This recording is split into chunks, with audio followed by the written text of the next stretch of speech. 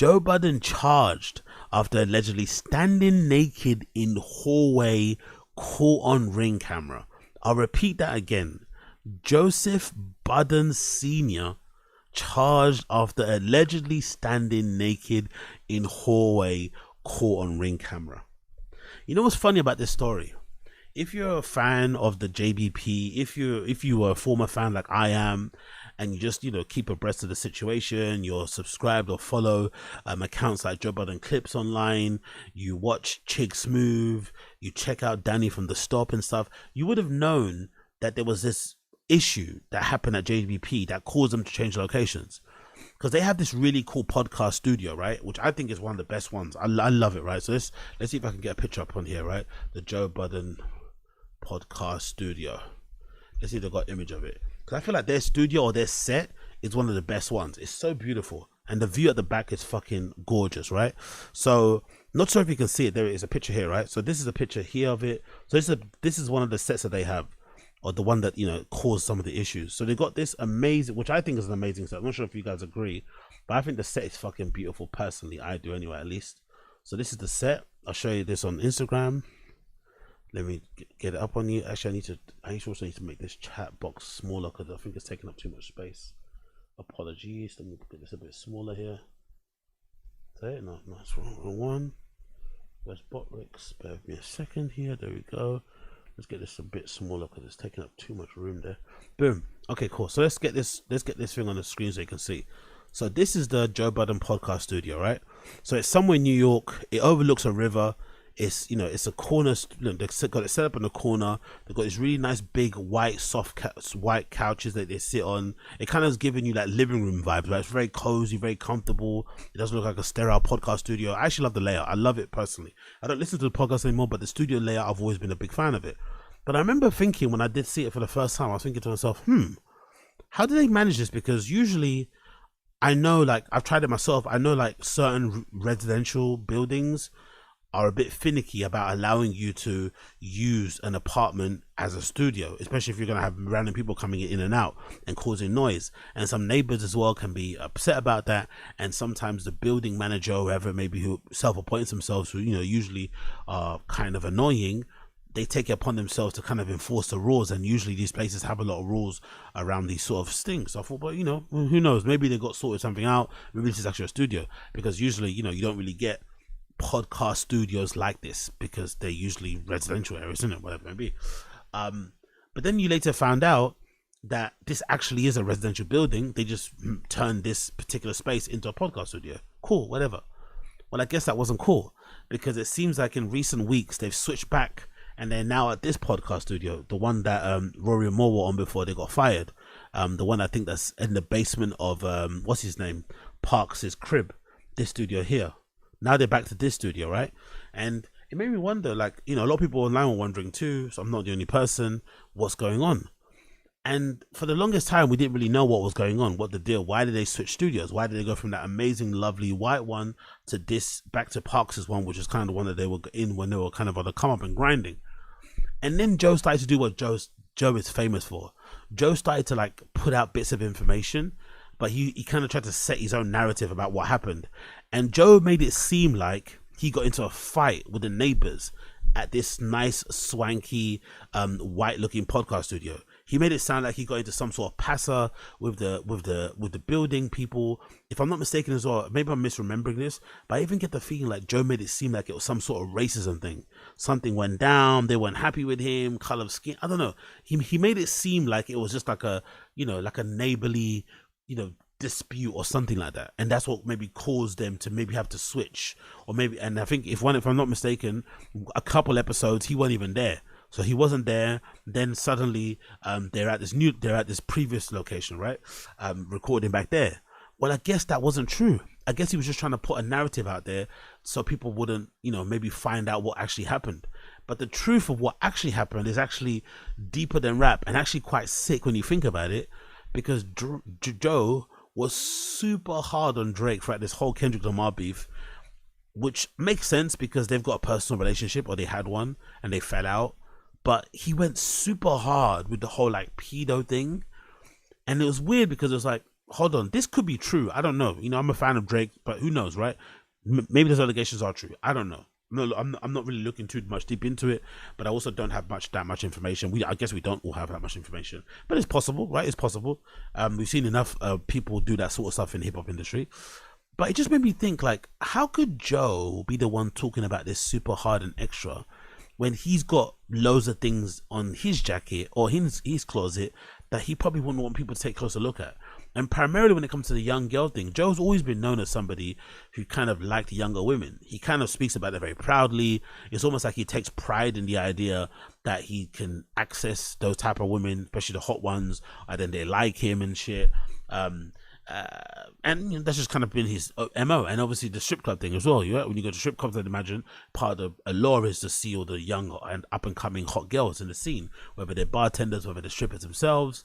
And I think, if I'm not mistaken, the girl that he has now is maybe the first one in a long time who's kind of like his age mate.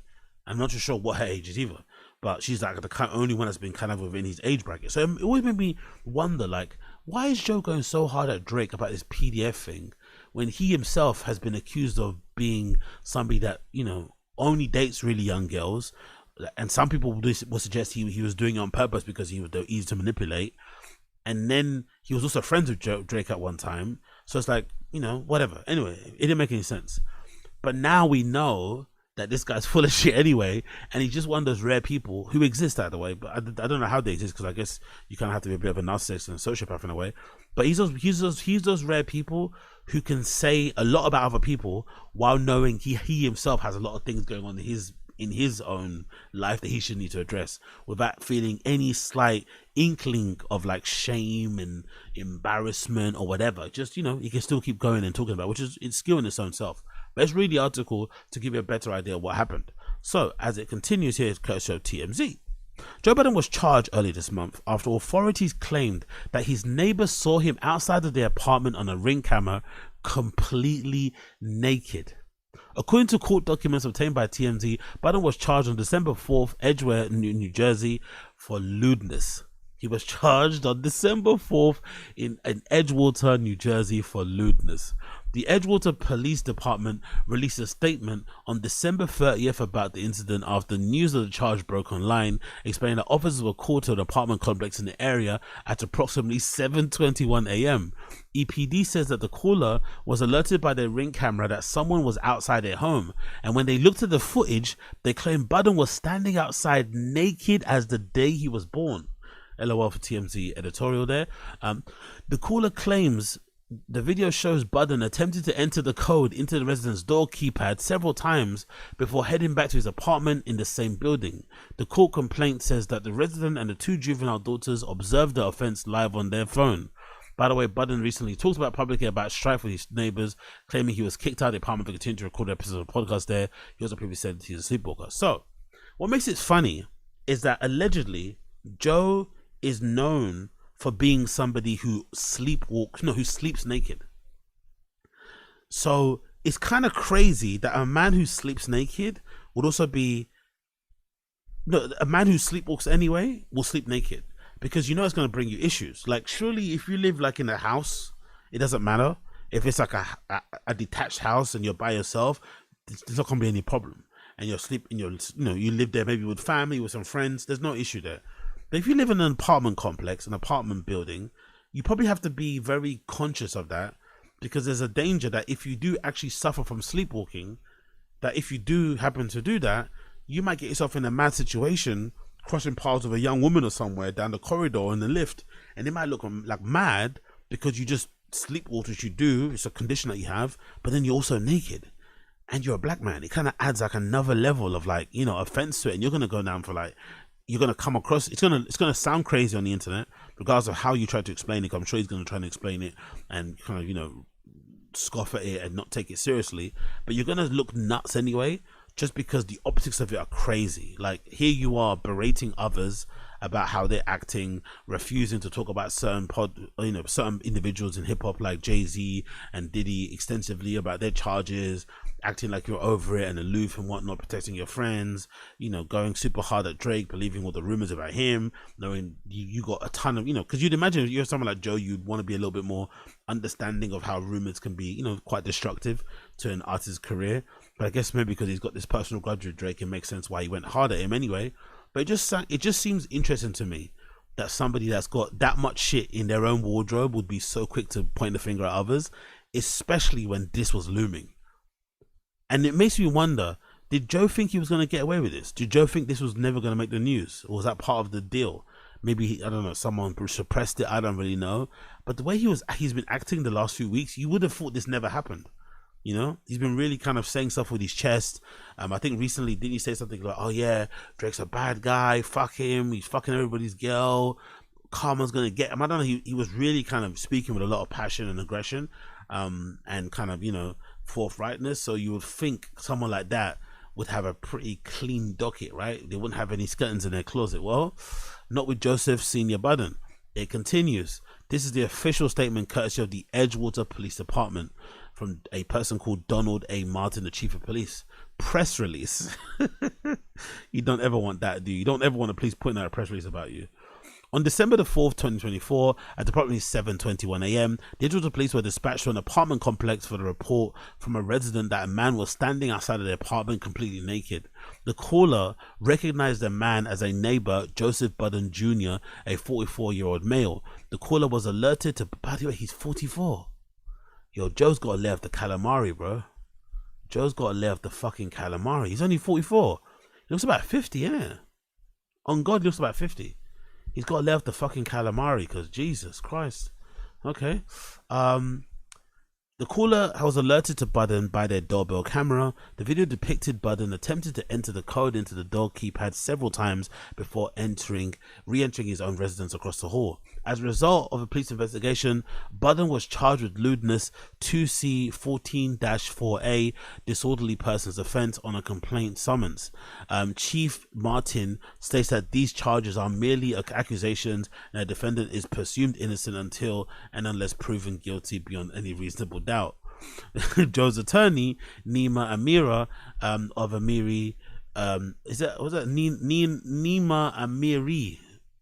So Joe has got that Amiri hat on, and he's got a lawyer called Amiri. That's hilarious, bro. Amiri hat, Amiri lawyer. Cool. Fire back at Edgewater Police Department saying TMZ, Mr. Budden is saddened by Police Chief Martin's press release. Mr. Budden has been waiting weeks for his cross complaints to be processed, which includes substantially more serious charges, including possible felony charges against the person behind these charges against him. So Joe's out here snitching, huh? Joe's out here snitching on the fucking, what do you call it? The housing manager or whatever it may be, right? The building manager. Yo, Joe's out here snitching. He's allegedly out here naked, walking through hallways and shit, pretending he's sleepwalking. That's that real scumbag game, innit? Pretending you're sleepwalking and trying to walk into some PUSSY. Yo, Joe's a mad guy, allegedly. The chief has, in our opinion, sat on those, but instead used this time to gain some free publicity for himself. Chief Martin should seek publicity by doing notable policing, not inflaming disorderly persons' allegations. It's hilarious. Amiri added the allegations against Budden are a minor charge. I don't think so, brother or sister. Not even resulting in arrest. A charge Mr. Budden is looking forward to beating in court on merits, not in the press. The chief, he sounds a bit like Diddy there. The chief comments are reckless and, in our opinion, racially motivated. Look at them. Look at them going for the fucking racism card. Doing the fucking race card shit. Are you serious? Your client suffers from sleepwalking, allegedly. Alright? And then also sleeps naked. Shouldn't he look in the mirror and maybe think to himself, hey, if I put on some pants, this completely changes the interaction. If I put on a vest, it changes the interaction. If I'm wearing some PJs, the interaction context changes completely, especially optics. But he's walking down the hallway with that fucking pot belly, right? With that scoliosis fucking spine, like, you know, feet splayed out, like knocking on doors, trying to walk into some fucking POSSY, and then you're wondering why he's getting in trouble. Come on, bro. Racially motivated, you know? Racially motivated. Come on. Our research has not shown a single press release on a disorderly person's charge on the police website this year. This choice is to single out Mr. Budden, in our opinion, is self-motivated based on Mr. Budden's race and celebrity status. Budden has a court date scheduled for next month. Truly one of the most embarrassing things I've heard of in my entire life, especially concerning the Drake thing. Again, you can believe the Drake is a PDF if you want, no problem. But it's just the contrast in it is fucking hilarious. Or those allegations in context is fucking hilarious. Like, you're out here pointing fingers about others, saying people are, bad people because, what's Drake's offense allegedly? Like, because he fucks everyone's girl. I don't know, man. Maybe tell your girl not to fuck him, innit? I don't know what to tell you. And then here you are allegedly walking down hallways, like trying to open doors that aren't yours and shit. Like, this is some madness, bro. This is some madness. And it's all fun and games now, laughter, but if something else deeper than rap comes out, oof, that price pick, those companies that price pick and stuff, who are probably paying Joe a decent bit of money and probably helping to fund a lot of things over there, they might pull themselves out of those deals, and that's when things can become really, really dicey very, very, very quickly. So big up Joe Budden, I guess, in some regards. And obviously we have to big up the creator of this thumbnail, big up the person who made this thumbnail, courtesy Joe Budden podcast, Reddit. It's the thumbnail features an AI version of Joe Budden naked or topless, and it says nude music, obviously a spin on Joe's famous mood music mixtape series. Nude music, honestly, such an amazing Photoshop or an AI picture too. So big up the person who did it. I'm zooming in here, so if you're watching this closely, please make sure you back away from your camera, because I am zooming in a little bit here. It does look a little bit gross, I'm not going to lie, it does look a little bit gross, but Joe Budden nude music, big up the flipping Joe Budden podcast family out there for putting that up there. The Reddit is really amazing. Join the Reddit, they're flipping amazing.